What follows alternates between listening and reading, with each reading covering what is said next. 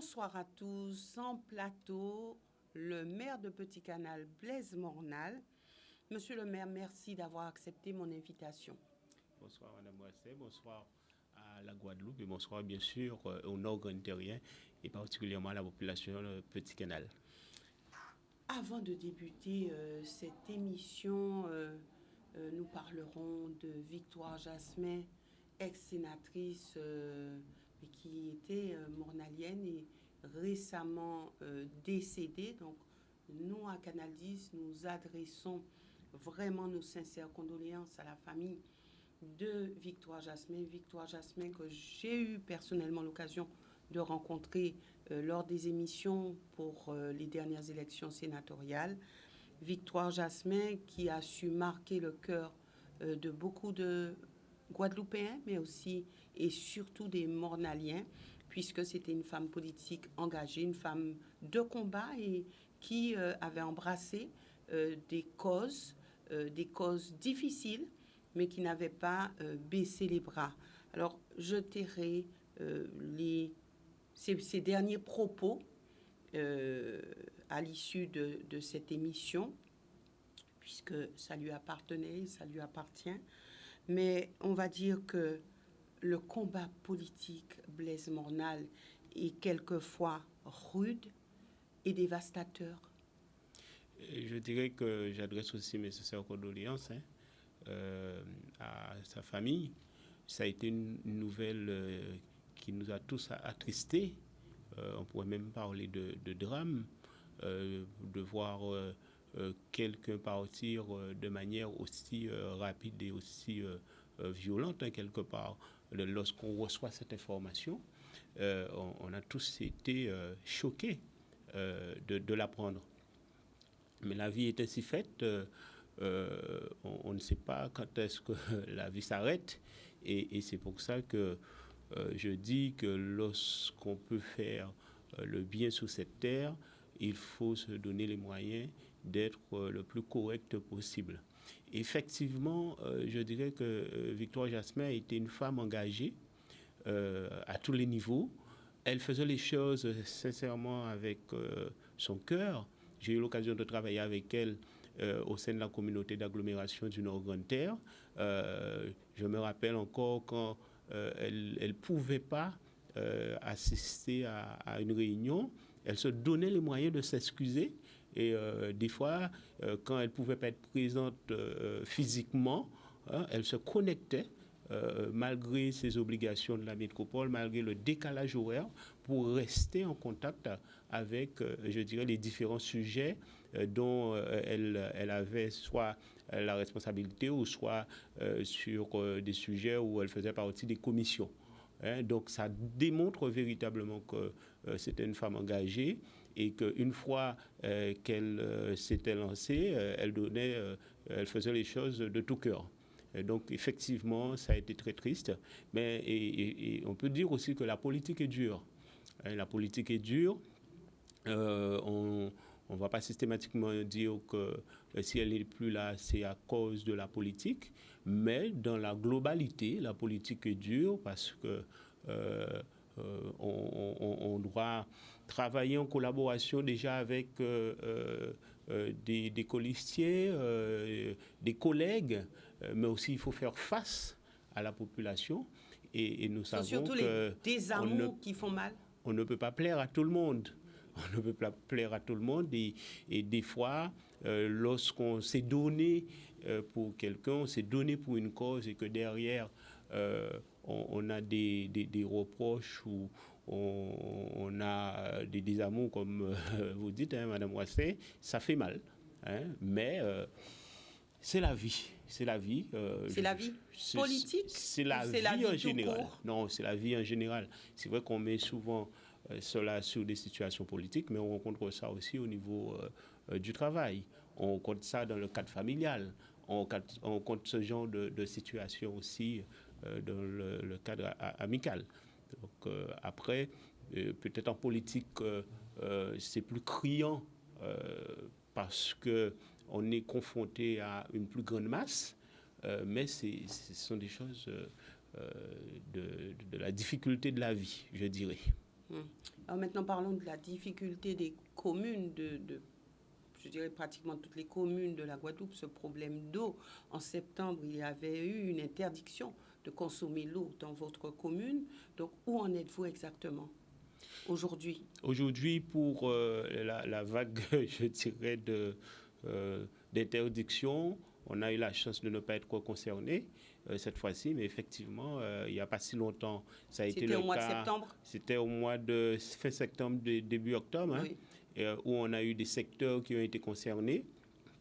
Assez rapidement, on a eu contact avec le syndicat qui nous a mis des packs d'eau à la disposition de la population que nous avons distribués. C'est une organisation supplémentaire parce qu'il faut trouver les moyens humains pour pouvoir réaliser ces distributions. Mais nous avons eu une réaction assez rapide du syndicat.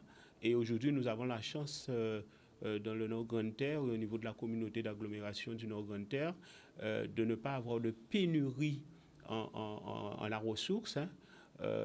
Des fois, le problème, c'est la qualité. Hein, bien sûr, avec les tests, s'il y a un souci, c'est normal qu'on interdise la consommation et l'utilisation. C'est rassurant quand même aussi de savoir qu'il y a régulièrement des tests et des vérifications qui s'effectuent sur la distribution de l'eau. Et donc, nous avons la chance, dans le Nord-Grande-Terre, d'avoir effectué, lorsqu'on était en régie Rénoc, de pouvoir, d'avoir fait les investissements nécessaires pour qu'aujourd'hui, on n'ait pas le problème en matière de ressources. Oui, alors, un fait qui n'est plus trop d'actualité, mais qui n'est pas si loin que ça de vous, maire, les propos du président de la République Emmanuel Macron concernant la hausse de la taxe foncière, où vraiment il vous a mis à mal, puisque l'Association des maires de France s'est insurgée contre les propos du président de la République qui dit que de toute façon, ce sont les maires qui sont responsables de la hausse de la taxe foncière. Donc, le gouvernement ne peut pas endosser quelque chose qui ne le concerne pas. Alors, est-ce que le président de la République n'a pas raison quelque part? Le président de la République, en disant les choses de cette manière-là, se trompe. Je dirais que même si ce sont les élus de proximité, les maires qui votent les taxes, c'est voté aussi au niveau du conseil départemental, au niveau de la région, parce que c'est un ensemble de taxes qui constituent la taxe finale. Mais dire les choses de cette manière-là, je considère. Il n'a pas mis la forme, ce n'est pas dans le fond, mais dans la forme que vous n'êtes pas déjà d'accord. dans la forme et dans le fond aussi, parce qu'il ne faut pas oublier que lorsque, même si ça a soulagé quelques ménages, la taxe d'habitation a été enlevée. Et ben, on a vu quand même d'autres taxes qui sont venues, c'est une difficulté, qui ont vu le jour. C'est une difficulté supplémentaire que cela a procuré dans les différentes collectivités, parce que c'est un levier aussi pour les maires, pour gérer leur budget. Et le budget de l'État n'est pas un exemple. Hein. On pourrait très facilement se dire, on met les taxes au plus bas et on emprunte et on se trouve endetté. Hein. Nous savons quelle est la hauteur de la dette de la France et nous savons aussi qu'est-ce que cela engendre en matière d'intérêt qui pénalise aussi le budget de la France. Donc, ce n'est pas un exemple de gestion, c'est pas lui qui va nous donner des conseils et nous faire des reproches sur la manière dont nous gérons.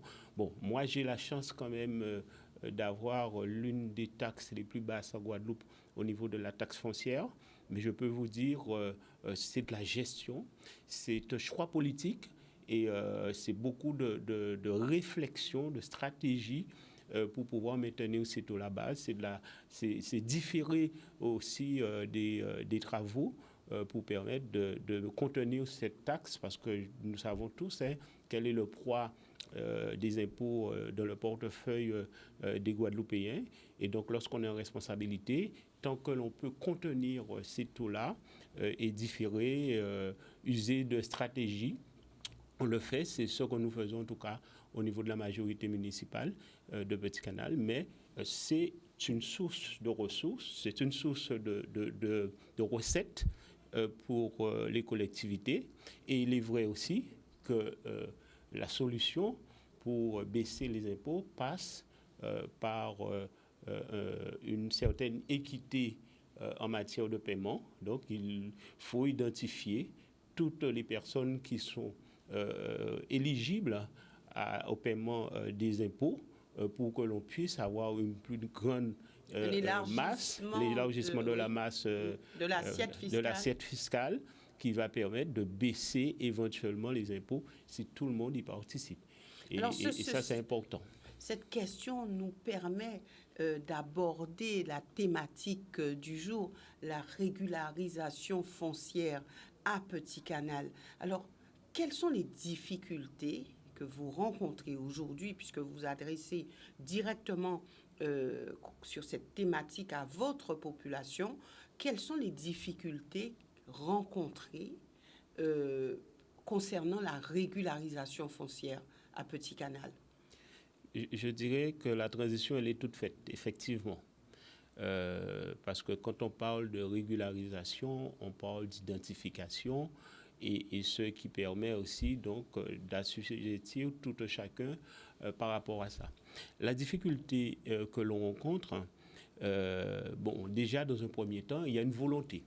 Déjà, c'est une volonté politique, c'est un engagement que nous avons pris la majorité, moi-même, lors de notre élection, de dire à la population que nous allons vous accompagner afin que vous puissiez régulariser votre situation, que vous puissiez devenir propriétaire, que vous puissiez, si vous le vouliez, dans le futur, transmettre vos biens à vos enfants, que vous aurez la possibilité éventuellement de vendre vos biens si demain vous avez votre titre de propriété en main et que vous avez la possibilité de pouvoir faire tout cela. Donc, la difficulté aujourd'hui qu'on peut rencontrer, c'est lorsqu'on parle de foncier, c'est un sujet sensible. Oui. C'est un sujet sensible à tous les niveaux. Oui. C'est un sujet sensible dans les familles. C'est un sujet sensible dans le voisinage. Et donc, la difficulté que l'on rencontre des fois, c'est soit on rencontre des administrés qui considèrent que ils ont toujours été sur le foncier, donc ils ne doivent pas payer. On doit leur donner ce foncier-là. Et il y en a qui ont des difficultés aussi par rapport à leurs moyens.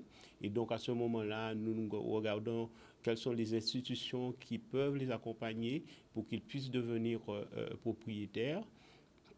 Et donc, c'est une nécessité, en tout cas. Combien de personnes sont concernées? Chez nous, je considère qu'il y a plus de 300 administrés qui sont concernés, voire un peu plus. Mais ce qu'il faut retenir, c'est qu'il y a une volonté. Il y a des gens qui expriment véritablement le désir d'avoir leur titre de propriété, quitte à s'organiser en famille, mais ce désir-là existe. Et donc, c'est pour ça que nous, au niveau de la majorité, ça fait plus de 4 ou 5 ans qu'on est sur le sujet. C'est un sujet... Mais qu'est-ce qui vous bloque alors? Pour que ça aille plus vite, qu'est-ce qui bloque? Ce qui bloque, c'est l'identification des personnes qui se trouvent occupants, décider qui est-ce qui va acheter dans la famille quand c'est une occupation familiale, trouver aussi, même au sein des collectivités, chez nous, la plus grosse difficulté qu'on a eue, c'est de mettre la main sur les titres de propriété de la ville. La ville est propriétaire, mais il fallait faire les recherches pour les documents n'existent pas. Les documents n'existaient pas, ou il fallait reconstituer les documents.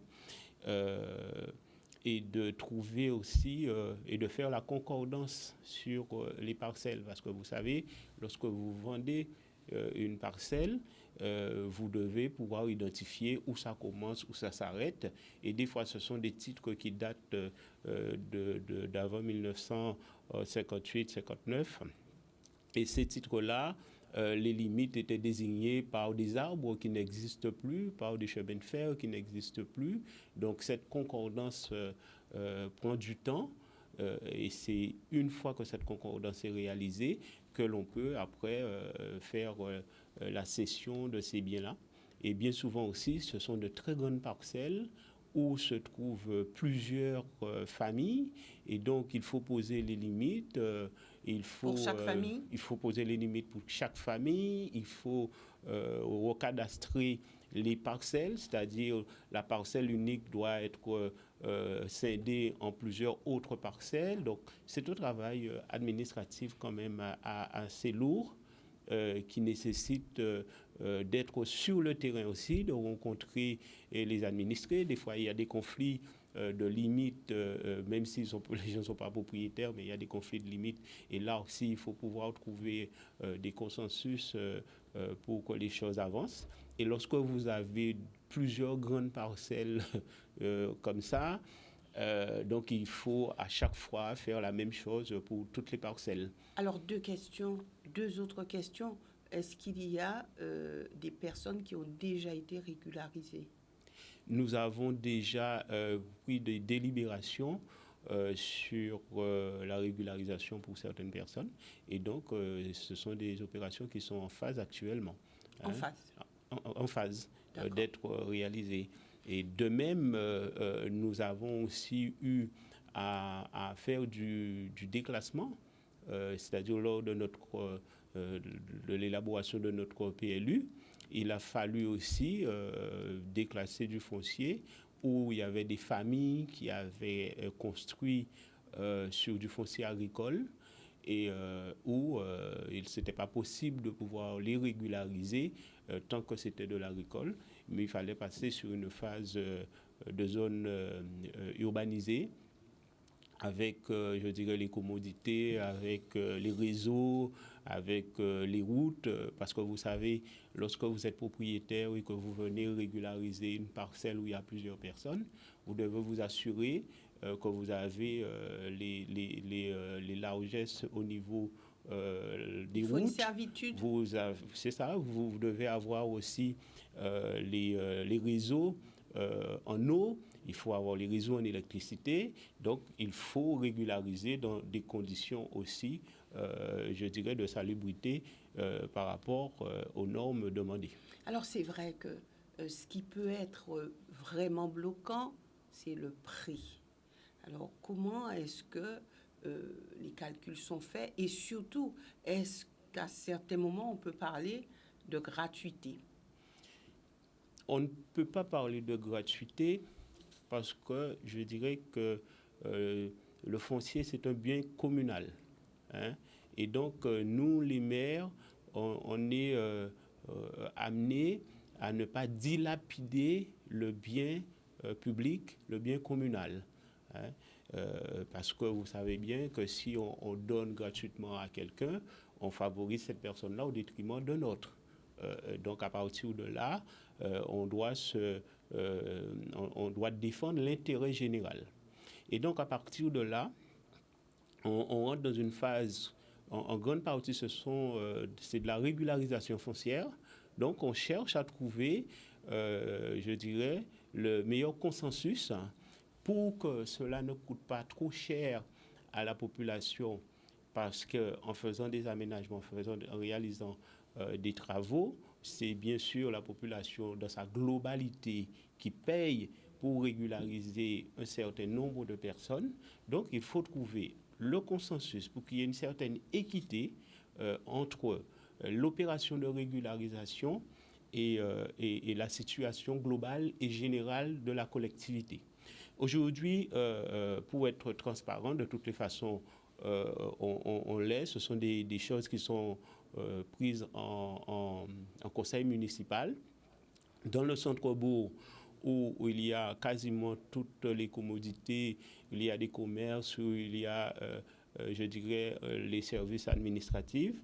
dans la régularisation que nous faisons, les terrains sont vendus à 50 € le mètre carré, ce qui est en deçà de la valeur aujourd'hui. Quelle est la valeur marchande? Ça tourne autour de 90 à 120 € le mètre carré dans le centre-bourg. Et dans les campagnes, par exemple sur la zone de Gocap-Lagarde, qui est une zone un peu plus retirée, qui est une section, je dirais, rurale, le foncier sera proposé à 30 € le mètre carré. Au lieu de 90, 70, 90 € le mètre carré.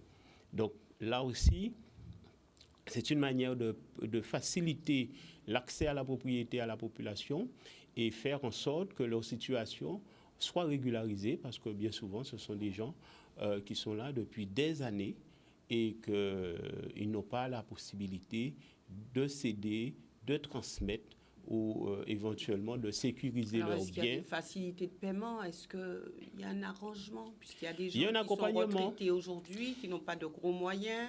Il faut savoir que vous en tenez compte aussi? Effectivement, nous en tenons compte et c'est pour ça que nous avons pris l'appui de différents organismes que nous rencontrons pour savoir de quelle manière ces administrés pourront être accompagnés, que ce soit au niveau de la CAF, que ce soit au niveau des établissements financiers, pour qu'ils puissent être accompagnés. C'est un achat sécurisé parce qu'on sait tous que le foncier, ça prend de la valeur.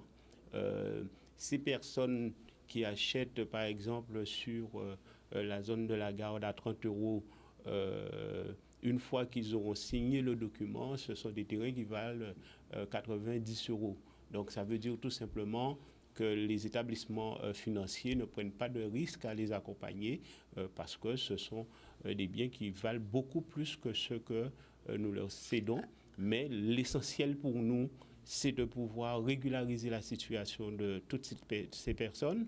Et en parallèle, ça nous permet aussi de mettre en place l'adressage sur le territoire, ce qui facilite l'identification aussi des différents propriétaires.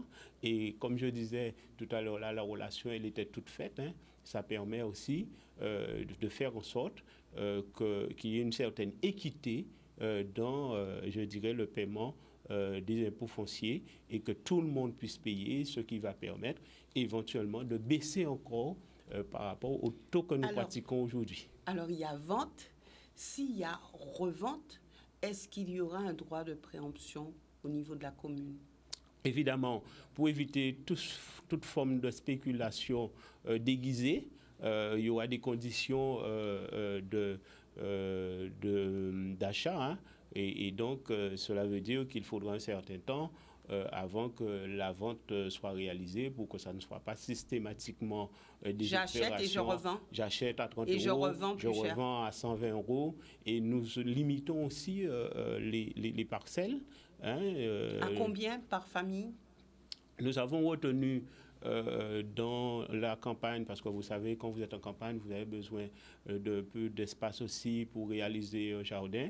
Nous avons dit que nous allons jusqu'à 1200 mètres carrés sur les gens qui occupent ces parcelles-là pour pouvoir leur permettre de régulariser, d'avoir un endroit où se trouve la maison, de pouvoir mettre aussi un poulailler, d'avoir un petit jardin, parce que vous savez, quand vous êtes en campagne, ce n'est pas la même chose que quand vous êtes en pleine ville. Donc, on a dit qu'on va jusqu'à ça, et au-delà de ça, ce seront les prix pratiqués de manière un peu plus élevée, c'est-à-dire si ces personnes veulent avoir plus, de la valeur.